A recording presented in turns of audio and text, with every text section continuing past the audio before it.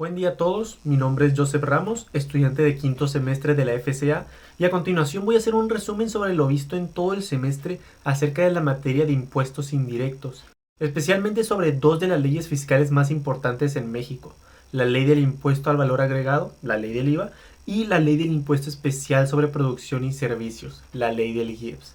Así que, comenzando con la ley del IVA, los sujetos obligados al IVA son todas las personas físicas y morales que en territorio nacional realicen actos o actividades grabadas, que de acuerdo al artículo 1 de esta misma ley, estos actos o actividades grabadas se pueden dar de cuatro formas: enajenación de bienes, la prestación de servicios independientes, el arrendamiento y la importación de bienes o servicios.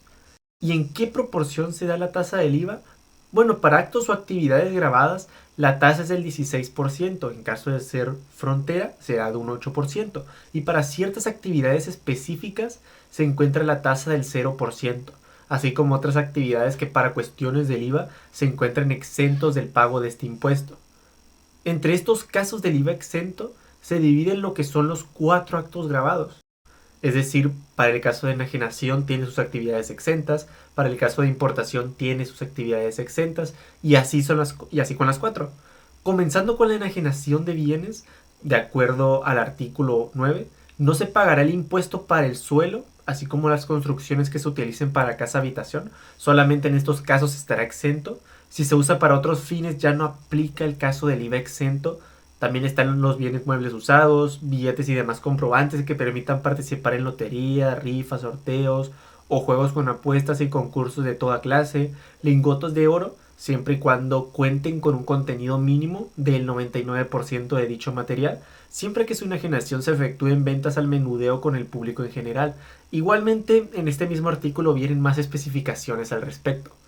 Para el caso de la prestación de servicios independientes, de acuerdo al artículo 15, se encuentran las comisiones y otras contraprestaciones que cubre el acreditado a su acreedor con motivo del otorgamiento de créditos hipotecarios para la adquisición, ampliación, construcción o reparación de bienes inmuebles destinados a casa habitación.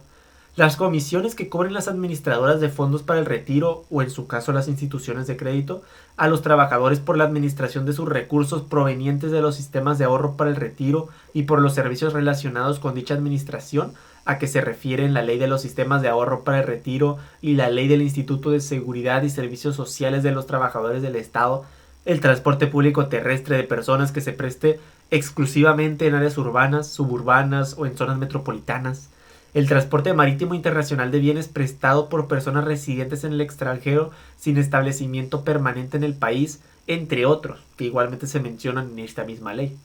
Ahora, para el caso del uso o goce temporal de bienes, de acuerdo al artículo 20, se encuentran los otorgados por las personas morales autorizadas para recibir donativos deducibles para los efectos del ISR, inmuebles destinados o utilizados exclusivamente para casa habitación, fincas dedicadas o utilizadas solo a fines agrícolas o ganaderos, así como libros, periódicos y revistas, así lo menciona este artículo.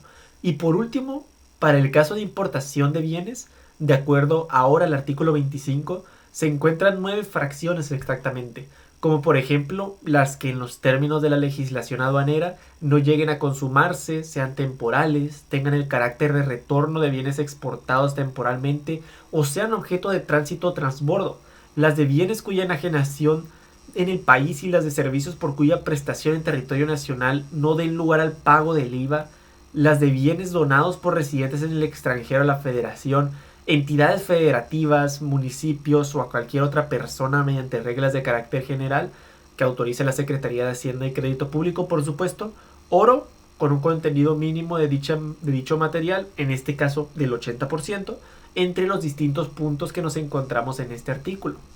Ahora, ¿en qué caso se aplica lo que es la tasa del 0%? Esto nos lo menciona el artículo 2A de la ley, igualmente dividido de acuerdo a los 4 actos que grava el IVA. Y comenzando con la enajenación de bienes, vamos a mencionar los 4. Entre los actos exentos se encuentran, como por ejemplo, los animales y vegetales que no estén industrializados, medicinas de patente y productos destinados a la alimentación humana y animal, hielo y agua no gaseosa ni compuesta, fertilizantes, entre demás actos que menciona la fracción primera del artículo 2A de esta ley. Realmente menciona distintos aspectos, pero en este artículo, específicamente en esta fracción, es donde viene lo referente a la enajenación. Y ahora pasando al siguiente, para el caso de lo mismo de actos exentos para la prestación de servicios al 0%, se encuentran los prestados directamente a los agricultores y ganaderos. Claro, siempre que sean destinados para actividades agropecuarias, los de molienda o trituración de maíz o de trigo, los de pasteurización de leche, la exportación de bienes o servicios, entre otros, de acuerdo a la fracción segunda del mismo artículo 2A. Y ahora, con el siguiente acto, para el uso o goce temporal de bienes, nos encontramos únicamente con los que se refieren los incisos E y G de la fracción primera de este artículo. Así se menciona, y lo que hace referencia a los incisos E y G se refiere básicamente a los tractores para accionar implementos agrícolas y a los invernaderos hidropónicos y equipos integrados a ellos para producir temperatura y humedad controladas o para proteger los cultivos de elementos naturales, así como equipos de irrigación. Y por último, para el caso de importación de bienes, aquí viene bastante sencillo en lo que es la ley, nos encontramos únicamente con la exportación de bienes o servicios. Pasando ahora a los actos no objetos del impuesto, estos simplemente son aquellos que no estén contemplados dentro de los actos gravados por la ley. Todos aquellos que no sean estos 4 actos que grava el IVA que menciona al inicio, que menciona el artículo primero, todo ello que no sea mencionado no es objeto de este impuesto. Teniendo esto en claro, nos encontramos ahora con el procedimiento de determinación del IVA acreditable, el cual procede al momento de realizar las actividades gravadas, es decir, que no sean exentas o que no sean ni siquiera objeto del impuesto. En este caso no entrarían, tienen que ser obviamente una actividad gravada, además que el IVA tiene que corresponder a bienes, servicios o al uso o goce temporal de bienes estrictamente indispensables para la realización de actividades y que sean distintas de la importación, por las que se deba pagar el impuesto establecido en esta ley o a las que se les aplique la tasa del 0%. Teniendo esto, lo que procede es que el impuesto al valor agregado haya sido trasladado expresamente al contribuyente y que conste por separado en los comprobantes fiscales, que haya sido efectivamente pagado, por supuesto, y estos son los requisitos, y para determinarlo se divide el total de las actividades gravadas entre el total de las actividades realizadas, sumando lo que son las actividades gravadas y las no gravadas, el cual este se expresa en porcentaje, el cual aplica directamente al IVA acreditable y de esta forma se genera la determinación. Y ahora, para la determinación del IVA a pagar, esta se obtiene restando el IVA acreditable del IVA trasladado. Bastante sencillo. Si el resultado es positivo, se paga la diferencia. Si es negativo, se tiene un saldo a favor. Pasando ahora a las obligaciones de los contribuyentes, estas las encontramos como fundamento en el artículo 32 de esta misma ley, de la ley del IVA, las cuales en términos generales es llevar la contabilidad, expedir y entregar comprobantes fiscales, presentar en las oficinas autorizadas las declaraciones señaladas en esta ley. Las personas que efectúen de manera regular las retenciones presentarán aviso de ello ante las autoridades fiscales dentro de los 30 días siguientes a la primera retención efectuada. Proporcionar la información que del impuesto al valor agregado se les solicite en las declaraciones del impuesto sobre la renta, así como proporcionar mensualmente a las autoridades fiscales, a través de los medios y formatos electrónicos que señale el SAT, la información correspondiente sobre el pago, retención, acreditamiento y traslado del IVA en las operaciones con sus proveedores, desglosando el valor de los actos o actividades por tasa a la cual trasladó le fue trasladado el impuesto al valor agregado, incluyendo actividades por las que el contribuyente no está obligado al pago. Dicha información se presentará a más tardar el 17 día del mes inmediato posterior al que corresponda dicha información. Bien, ya que vimos los temas de la ley del IVA, ahora vamos a pasar a lo que es la ley del IEPS.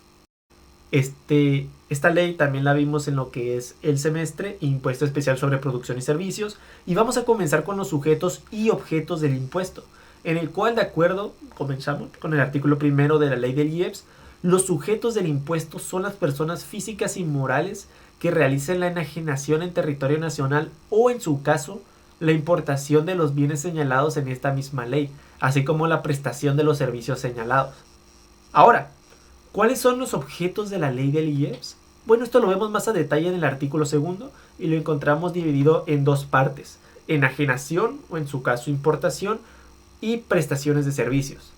Comenzando con la enajenación, nos encontramos con las bebidas con contenido alcohólico, cerveza, alcohol, alcohol desnaturalizado y mieles incristalizables, tabacos labrados, combustibles automotrices, bebidas energetizantes, así como concentrados, polvos y jarabes para preparar bebidas energetizantes, bebidas saborizadas, combustibles fósiles, plaguicidas y alimentos no básicos. Esto perteneciente a la enajenación, donde cada uno tiene sus ciertas especificaciones que más adelante vamos a abundar un poco más en eso.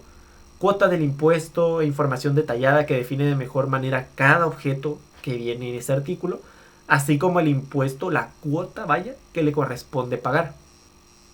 Ahora, en cuanto a los objetos correspondientes a la prestación de servicios, los que mencioné son de la enajenación, cosa que se define en la fracción segunda del mismo artículo 2, nos encontramos con la comisión, mediación, agencia, representación, correduría, consignación y distribución, con motivo de la enajenación de los bienes señalados en los incisos A, B, C, F, I y J de la fracción primera de este artículo.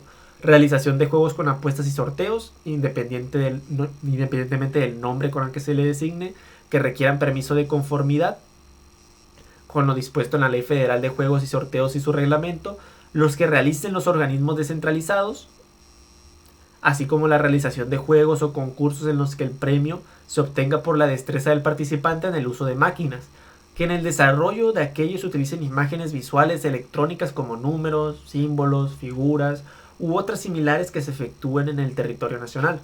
Quedan comprendidos en los juegos con apuestas aquellos en los que solo se reciban, capten, crucen o exploten apuestas, y los que se proporcionen en territorio nacional a través de una o más redes públicas de telecomunicaciones. Así que estos en general son los objetos que tiene la ley del IEPS, que como mencioné en este artículo vienen más especificaciones de cada objeto y va a depender también del efecto que tenga en la población.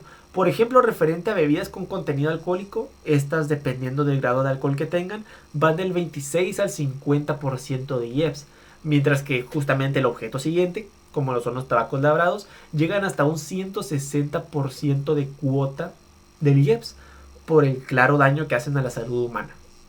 Y esto es lo que vamos a ver a continuación: cuotas, tasas y bases de IEPS aplicables por productos o servicios. Esto lo vemos igualmente en el artículo 2, cada vez que se menciona un objeto, ahí vienen sus respectivas especificaciones y detalles. Así que comenzando con el primero de ellos, el cual son las bebidas con contenido alcohólico y cerveza, tenemos que con una graduación alcohólica de hasta 14 grados de alcohol le corresponde una cuota del 26.5%. Con una graduación alcohólica de más del 14% y hasta 20% de grados de alcohol le corresponde una cuota del 30%.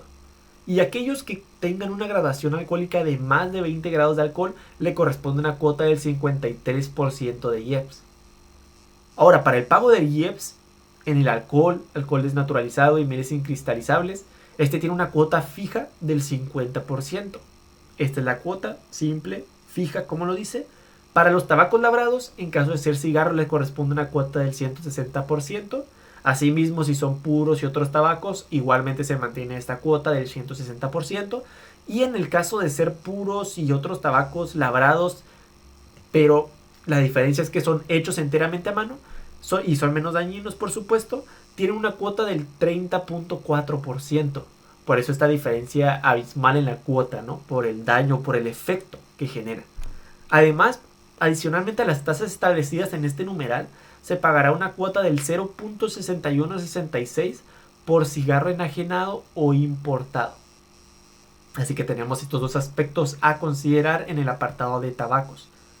Ahora, posteriormente, para los combustibles automotrices, esta se divide en dos partes: combustibles fósiles y combustibles no fósiles. Para la cuota del IEPS, esto se mide por pesos por litro. Así que comenzando con los combustibles fósiles, si nos encontramos con una gasolina menor a 91 octanos, a esta le corresponde una cuota de 6.1752 pesos por litro, cabe resaltar.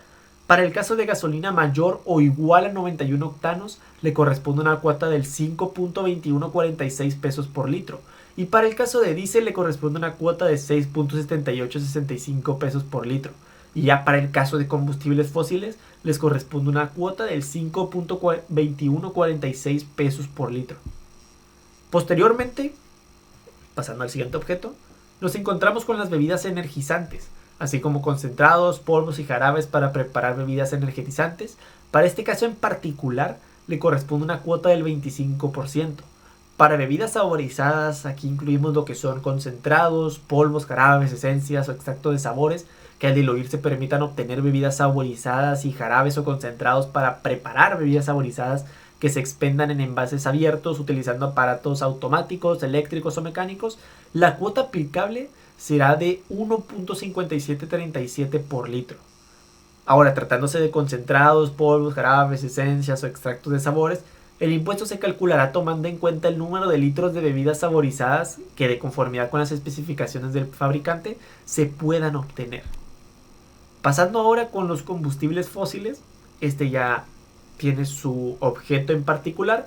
En el ejemplo anterior, en el ejemplo que ya les mencioné, de las gasolinas, vaya, que se dividen en combustibles fósiles y no fósiles. También hay combustibles fósiles que no se dedican para eso, por eso es que esta misma tiene su propio objeto. Y para este caso, para los combustibles fósiles, tiene 10 principales divisiones y vamos a ver la cuota de cada una de ellas.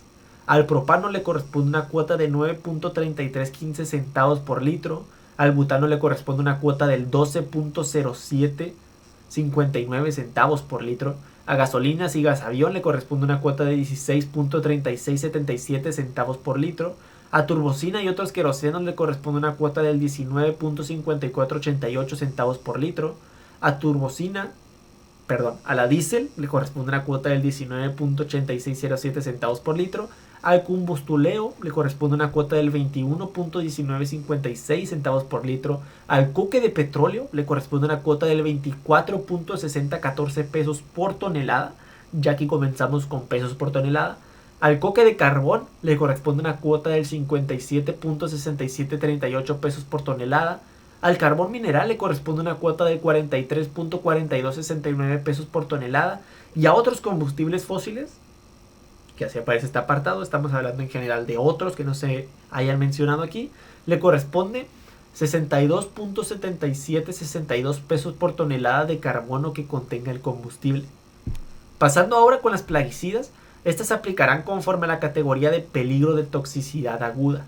Para la categoría 1 y 2 les corresponde una cuota del 9%, la categoría 3 de un 7% y la categoría 4 de un 6%.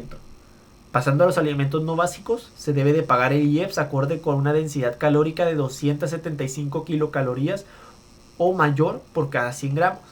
A esto les corresponde una cuota del 8%. Aquí entran lo que son botanas, productos de confitería, chocolates y demás productos derivados del cacao, flanes y pudines, dulces de frutas y hortalizas, cremas de cacahuate y avellanas, dulces de leche, alimentos preparados a base de cereales y helados, nieves y paletas de hielo. Esto es para las enajenaciones. Ahora, para la prestación de servicios, para el caso de comisión, mediación, agencia, representación, correduría, consignación y distribución, con motivo de la enajenación de los bienes señalados en los incisos A, B, C, F, I y J de la fracción primera de este artículo, los que mencioné son los que mencionan claramente los que acabo de mencionar, A, B, C, F, I y J. La tasa aplicable será la que le corresponda a la enajenación en territorio nacional del bien de que se trate en los términos que para tal efecto dispone esta ley. Ahora, para el caso de realización de juegos con apuestas y sorteos, a esto les corresponde una cuota del 30%, siempre y cuando sea en territorio nacional y cumpla con los requisitos mencionados en la ley. Y en el caso que sea a través de una o más redes públicas de telecomunicaciones, la cuota será del 3%. Ahora, de acuerdo al artículo 8, los productos y servicios exentos del impuesto del IEPS son el aguamiel y productos derivados de su fermentación. Las personas distintas de los fabricantes, productores e importadores no se consideran contribuyentes de este impuesto por dichas enajenaciones, las de cerveza, bebidas refrescantes, puros y otros tabacos labrados, así como las de los bienes a que se refiere el inciso F de la fracción primera del artículo segundo de esta ley, que se efectúan al público en general, alcohol desnaturalizado y mieles incristalizables, siempre que por su enajenación se cumpla con las obligaciones establecidas en el artículo 19, fracciones primera, segunda, primer párrafo, y todo esto obviamente de esta ley y las demás obligaciones que establezcan las disposiciones fiscales. Las de bebidas saborizadas en restaurantes, bares y otros lugares en donde se proporcionen servicios de alimentos y bebidas, bebidas saborizadas que cuenten con registro sanitario como medicamentos emitidos por la misma autoridad sanitaria, la leche en cualquier presentación, incluyendo la que esté mezclada con grasa vegetal y los sueros orales, plaguicidas que conforme a la categoría de peligro de toxicidad aguda correspondan a la categoría 5. Hay 5 categorías, 4 son grabadas Y la quinta es exento porque no representa un peligro de toxicidad claramente expuesto como los demás. Así lo determina lo que es esta ley. También como más exentos nos encontramos lo que es el petróleo crudo y gas natural por la exportación de los bienes a que se refiere esta ley. Cuando se lleven a cabo por personas morales sin fines de lucro autorizadas para recibir donativos deducibles para los efectos de la ley del ISR, tratándose de sorteos cuando todos los participantes obtengan dicha calidad sin sujetarse a pago, a la adquisición de un bien o la contratación de un servicio, tratándose de sorteos cuando todos los participantes obtengan dicha calidad a título gratuito, es importante este punto, gratuito, por el solo hecho de adquirir un bien o contratar un servicio. Contratas un servicio, un bien y te dan un título gratuito. Aquí también entra lo que es este acto exento, ¿no? De telefonía fija rural, de telefonía pública, de interconexión y de acceso a internet. Ahora que ya hemos hablado de todo esto, vamos a pasar a los casos en los que procede el acreditamiento de este impuesto. Tenemos que, de acuerdo al artículo 4, únicamente procederá el acreditamiento del impuesto trasladado al contribuyente por la adquisición de los bienes a que se refieren los incisos A, D, F, G, I y J. Son estos específicamente que se los voy a mencionar a continuación, en los cuales sí procede acreditamiento por enajenación. No son todos los que estuve hablando en este video. Bueno, comenzando. Primero son las bebidas con contenido alcohólico y cerveza, combustibles automotrices, bebidas energetizantes, bebidas saborizadas, plaguicidas y alimentos no básicos, así como también entra en lo que es el acreditamiento, el pagado por el propio contribuyente en la importación de los bienes. Es decir, los que mencioné son únicamente para lo que es la enajenación. Sin embargo, el acreditamiento se puede dar de dos formas, por enajenación y por importación. Ahora, pasando a la importación, esta también tiene sus puntos en los cuales sí entra, porque realmente no entra en todos. Entra en lo que son los incisos A, C, D, F, G, H, I y J. Es decir, que se puede realizar el acreditamiento por importación en los casos de bebidas con contenido alcohólico y cerveza, tabacos labrados, combustibles automotrices, bebidas energetizantes, bebidas saborizadas, combustibles fósiles, plaguicidas y alimentos no básicos, en donde en estos casos solo aplicará el acreditamiento por importación. Además, si aparecieron en el primer enunciado de acreditamiento, se puede acreditar de las dos formas, no es que sea una u otra, porque de hecho bastantes se encuentran en ambas situaciones, así que se puede acreditar tanto por enajenación y por importación. Y en el caso de los que no hayan sido mencionados, entonces el acreditamiento no se llevaría a cabo.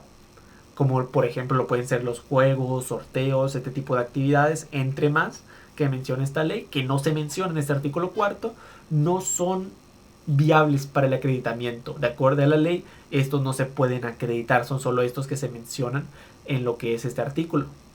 Y claramente, para ello, si se encuentran ya en lo que es este artículo, el impuesto tuvo que haber sido trasladado expresamente y constar por separado en los comprobantes fiscales, así como tuvo que ser efectivamente pagado.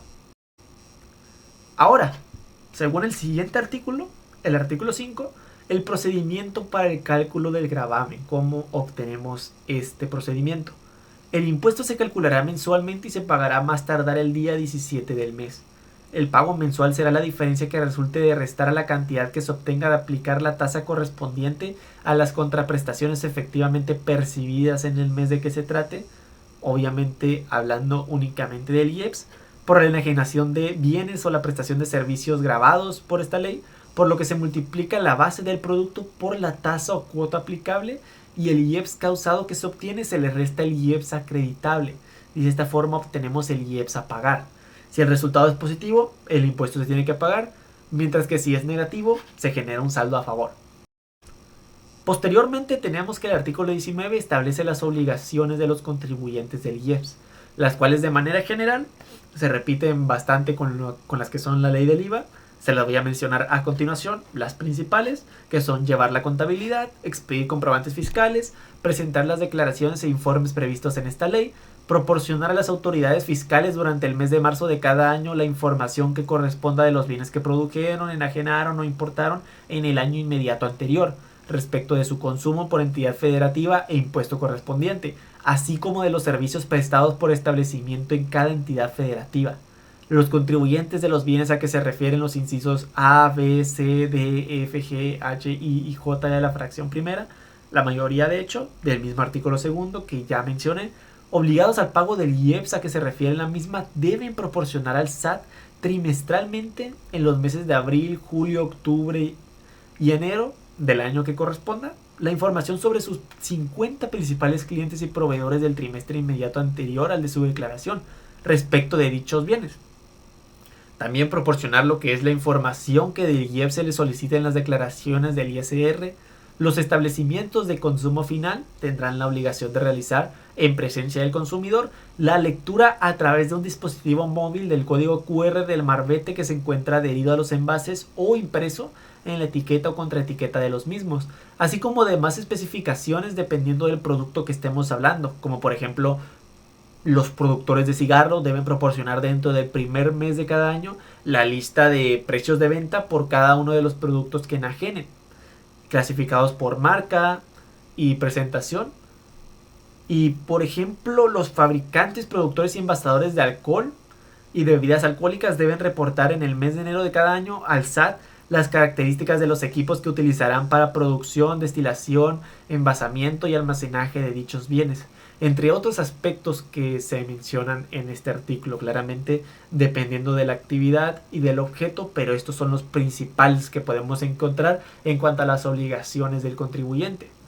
Por lo que, con lo visto en la ley del IVA y la ley del IEPS, podemos llegar a que ambas son cruciales, y no es solo para evitar sanciones, sino también para llevar un control integral del gasto público.